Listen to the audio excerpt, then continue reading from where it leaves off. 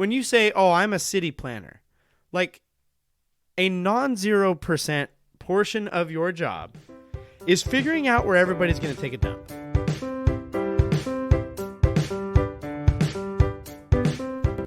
Welcome back to Privy. Privy is a podcast about bathroom, recorded from my home bathroom. I'm your host, Hunter Hoover, and I love bathrooms. I want to give another brief update here. So I went to the doctor. I had an established patient visit. For those of you that don't know, healthcare in America is a flippin' joke. And I made an appointment for my established patient visit back in July. So naturally, I had that visit in February. And I decided that while in this appointment, I wanted to follow up. I wanted to verify some information with this gentleman. And so I decided I'm gonna ask this trained professional. This guy went to school. He went to college of some degree. Get it degree because that's what he got. But he went to college in some capacity for like 10 years. And so obviously, like, if you go to college for 10 years, the thing that you are trained and able to do is answer podcast hosts' questions about things related to the bathrooms. And so I asked him, I said, we didn't get into the weeds here, like, because we don't need to get in the weeds, just stay out of the weeds. But in more than one way. We're in Oregon. You need to stay out of the weeds, you know what I'm saying? But I asked a trained medical professional, and his student, by the way, which was a female, nice young lady. And I just posed it to him. I said, hey, I have a question. Have you ever heard that if a man pees on a pregnancy test, it's an indication of a hernia? And the guy just kind of sits there for a moment. He's just like, no, that's not real. And I said, okay, if a guy pees on a hernia or on a pregnancy test and it comes back positive, like, is there cause for concern? At this point, his student who is attending him is kind of like staring at me, and she has a mask on, of course, so all I can see is her eyes, but her eyes are telling the story, and her eyes are telling this story. Who is this freak that is in my mentor doctor's office right now? Like, what did he just say? And sure enough, my now doctor, at the point of this recording of all 4 days now, he looks at me and he says, well, have you peed on one recently? And I regret to inform him that I had. And he said, well, but was it positive? I said, no, it was negative. I'm just curious, like, if someone does pee on it and it is positive, is there concern? And the research is in. Again, this is like on the streets journalism I'm doing here. Like, you're welcome. I'll save you a trip to the doctor on this one. This one is from a doctor. He said it can be a tell for testicular cancer, which is not good. So, like, if you're a dude and for some reason, like, who knows, maybe you host a podcast and you break down and you decide, you know what, I talked about pregnancy tests and I've never even used one. I might as well give it a shot. Maybe that's you. Maybe that's you and you're thinking, wow, I really need to hose one of these things down. If it's positive and you're a guy, you should go to your doctor. I can say that. And since the pregnancy test episode, again, I administered an at-home test. It was negative. I'm not pregnant, and I hopefully don't have the aforementioned cancer.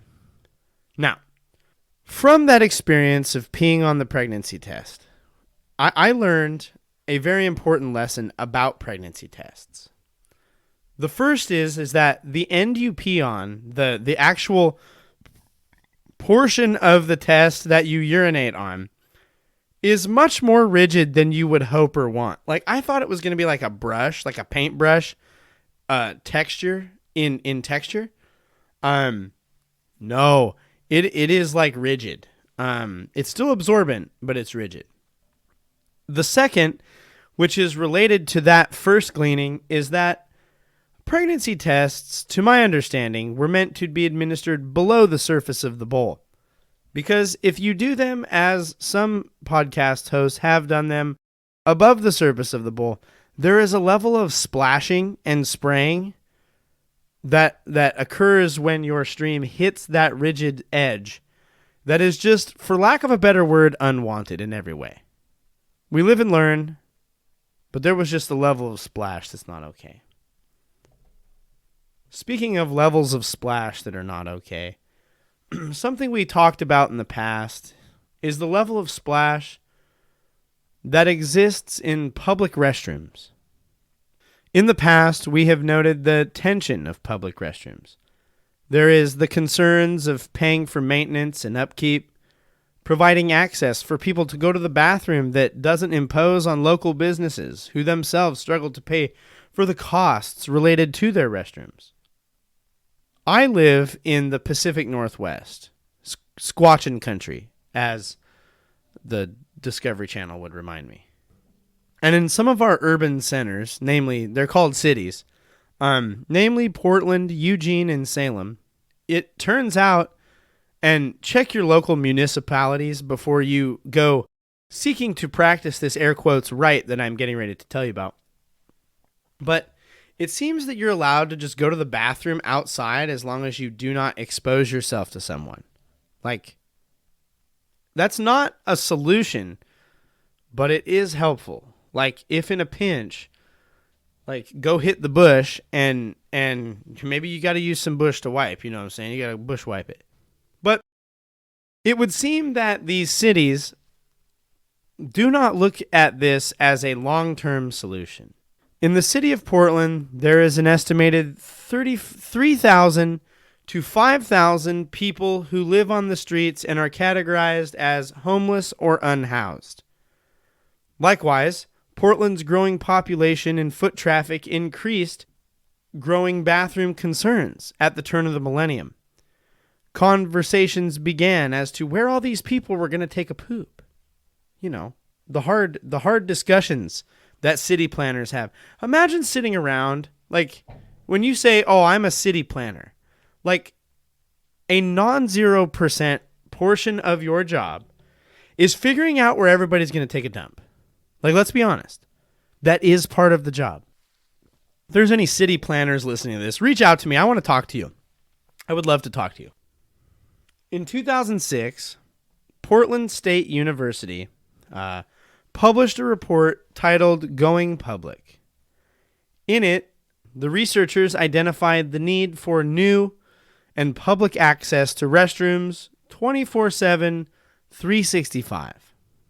This caused me to ask myself, and in turn Joe Byron's Google, a question, which is, what is the history of public restroom in Portland? Like, what is the history of public bathrooms in Portland look like? Now, to my basic amounts of research, the history is limited. From what I can tell, it comes down to there being a pair of underground paid public restrooms at the intersection of 6th and Yamhill near the Portland Hotel. These were built and used in the early 1900s and throughout the rest of the century. But I can imagine that the idea of going below ground to use the bathroom in a place where it rains like 8 to 9 months of the year really lost its luster as time went on. Like, I mean, I guess it's paid so it would keep randos from going underground to do things under the cover of dark, but still. Also, more on doing things under the cover of dark here in just a little bit. And when it comes to the history of public bathrooms in Portland, other than like city park bathrooms that were installed along parks, that's about it. Like, it's pretty rife. And then for years, it's kind of like, figure it out. And then PSU published their document. And this document called for new public bathrooms for the residents of Portland, specifically ones accessible at all hours. Because if you need to drop a liquid shaz at 3 a.m., you better be able to, out in the darkness of Portland. 2 years later, after a lot of collaboration with city planning and the city of Portland, they teamed up with Portland-based manufacturing company Madden Fabrication for the production of this week's topic, the Portland Loo.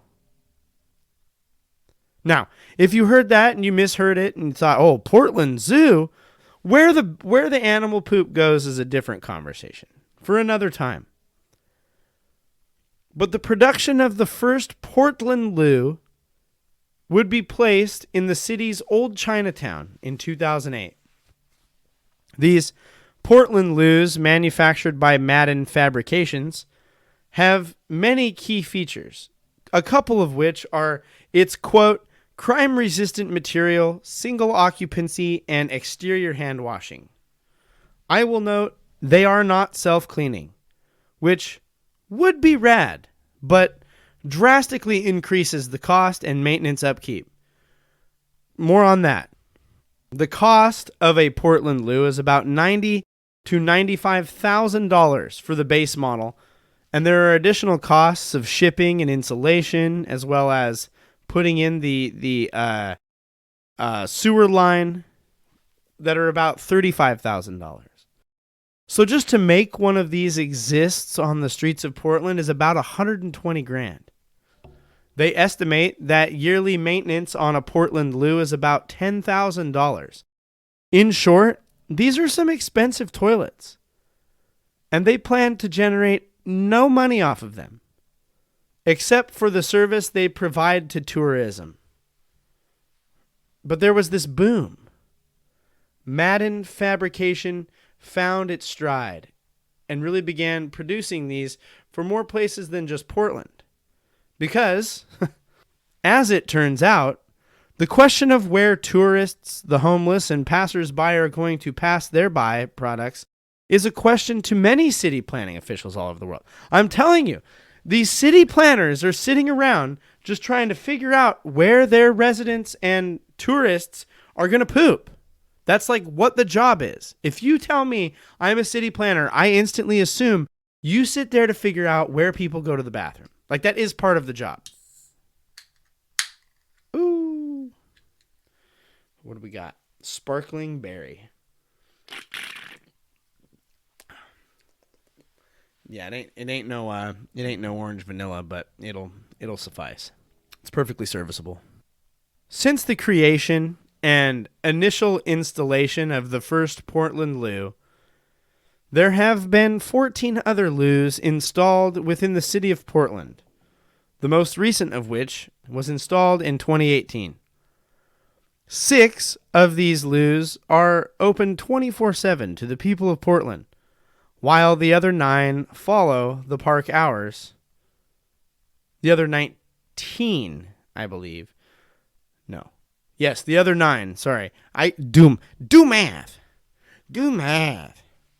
The other 9 follow the park hours in which they are located. For its first 5 years, the city of Portland was in charge of marketing and selling these loos. Like, they were in the business of selling some toilets. Ooh. But Madden Fabrication took over the role of marketing in 2014. Other cities which have ordered and placed Portland Loos include Victoria, British Columbia, Cambridge, Cincinnati, Missoula, Montana, Montreal, Olympia, Washington, Seattle, San Antonio, Austin, San Diego, Albuquerque, Vancouver, BC, Vancouver, WA, Galveston, Dunedin, New Zealand, Miami, Emeryville, Ketchikan, Monterey, Arcata, Ventura, Sacramento, Salt Lake, Reno, Kalamazoo, and Santa Rosa. From Portland to Kalamazoo, you can use a Portland Loo. These little boxes for you to drop your stacks are all over the place. They're spread all across these cities. They're in other countries. They've made it to New Zealand. To date, there have been produced 62 Portland Loos as of 2022. I feel like Dr. Seuss would be pretty proud of what we've done here today. Like, the rhyme game has been on point. Now, while the Portland Loos may have solved one problem, answering the question, where people are going to go drop a hot, steamy pile. As is the case with pretty much anything people get involved with, they have created a whole nother problem. Just 3 years after its installation, in 2011, an interview with a police officer, the police officer commented about the original Portland Loo in Chinatown. He says, well, it's a crack house. It is noted the Loo is a favorite nighttime destination for drug dealers, prostitutes, and a place for people to do nefarious deeds under the cover of a locked door in the dark. This struggle was not isolated to the streets of Portland. San Diego PD noted an uptick in disturbance calls after the installation of Portland Loos.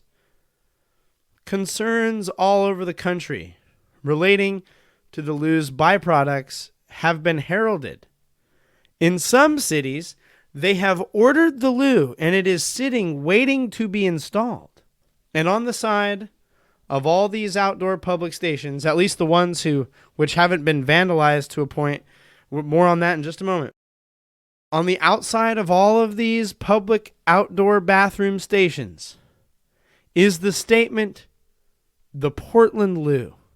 These tiny Doctor Who-shaped bathrooms that have been plopped all over the country and in some cases all over the world. They have become beacons of poop and pee, as well as places for you to go commit a crime. And as you take a dump or sell methamphetamine or whatever, you've got a name associated with that. It's on the side of the box. Portland. For those who know Portland, you know how fitting that is. So whether you're in Albuquerque or Montreal or Kalamazoo, Portland is the spot for sex, drugs, and dropping a stack. I've seen some public bathroom horrors in my life. When I was, you know what? Let's make it official. This is Hunter's Anecdotes to keep you afloat.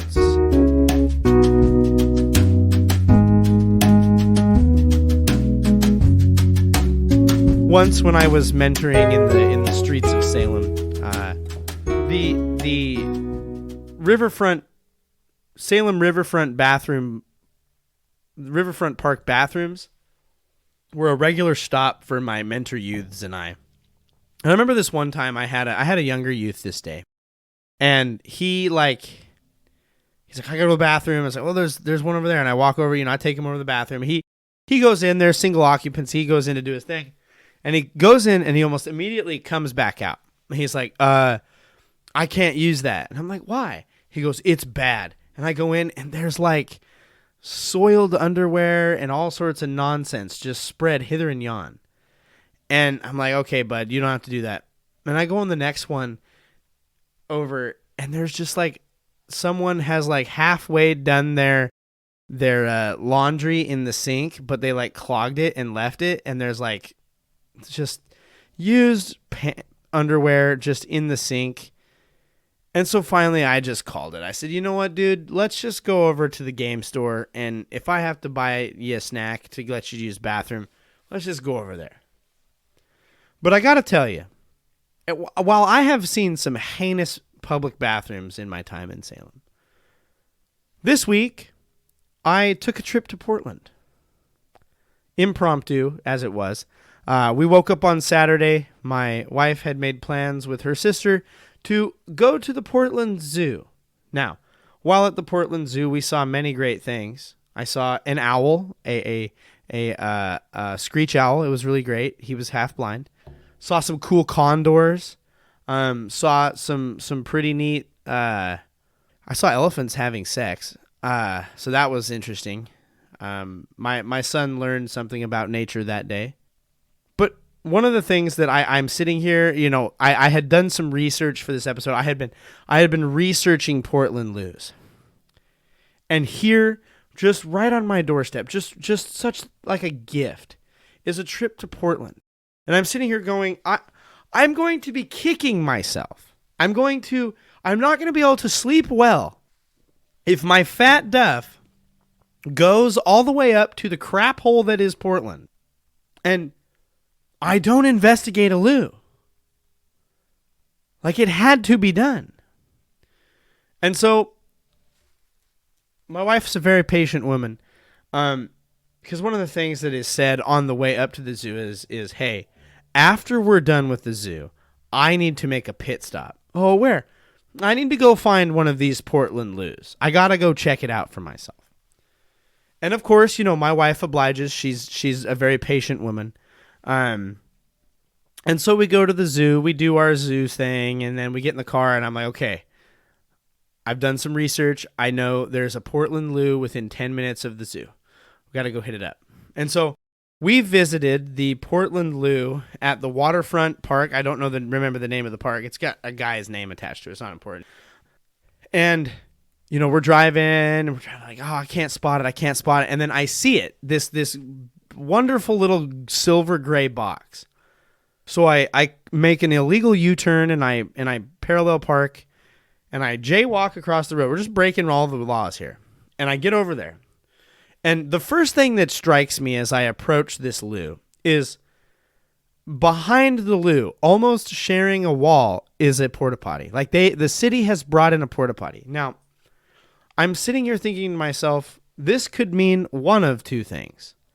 Either there's something going on with this loo, or the foot traffic, may I say butt traffic, of this loo has become so great that they have had to install a porta potty.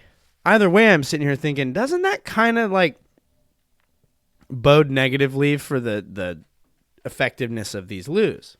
But I digress. I approach the loo. I come around the corner. And if you want to see all this, it'll be all on this Privy social. I'll put but I approach and I pull the door open, and I am just met with the most fecal spread hellscape I have ever seen in my entire life. I once stepped in a lake of backed up septic at my previous job. Go find that episode. I Quit Being a Janitor, I think is what it's called. But this Portland Loo is wall-to-wall graffiti inside.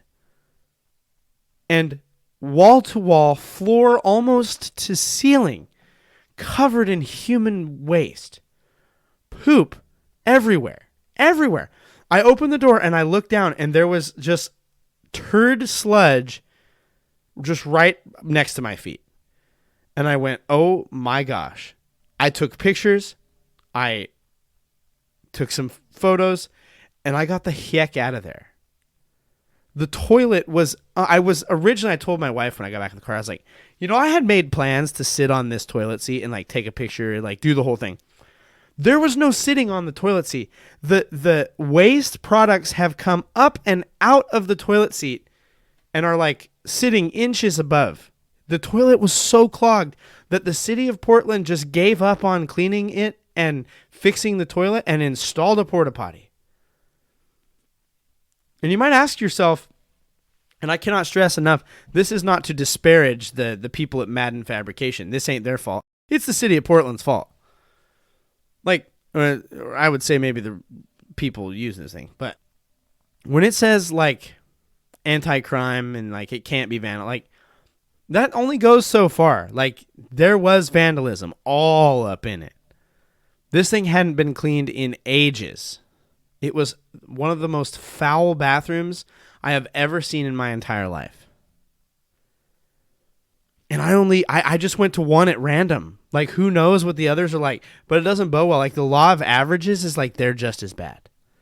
A Portland Loo, wall to wall with fecal matter. This has been Hunter's Anecdotes to keep you afloat.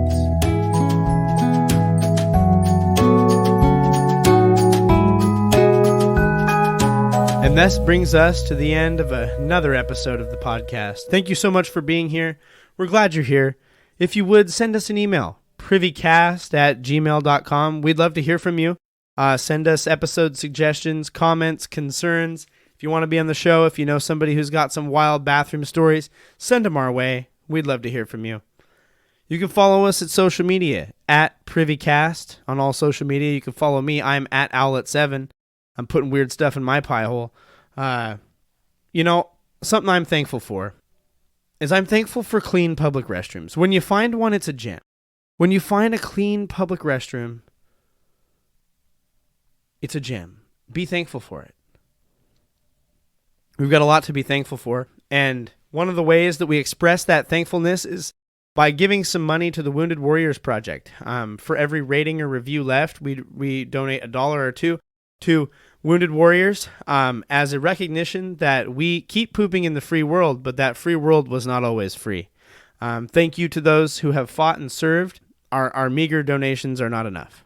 But you can leave us a rating or review. 5-star options are preferred, and we're going to give some money to the Wounded Warriors Project as a result. So share the show.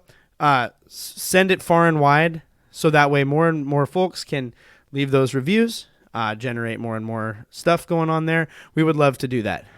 Share the show, tell somebody, tell 3 people, share it on social media, do whatever you need to do. Get the word out there. Think of it as like, what's the way that I can embarrass Hunter the most? Oh, share the show he makes about bathrooms? Okay, I will share it to everybody. It'll be like a prank on me. As always, we want to thank Kevin MacLeod and Poddington Bear for the use of our music this week. Thank you, Kevin and Poddington. This has been another episode of Privy. Thank you so much for joining us. Keep pooping in the free world. Don't forget to wash your butthole. And now, as always, don't forget to flush.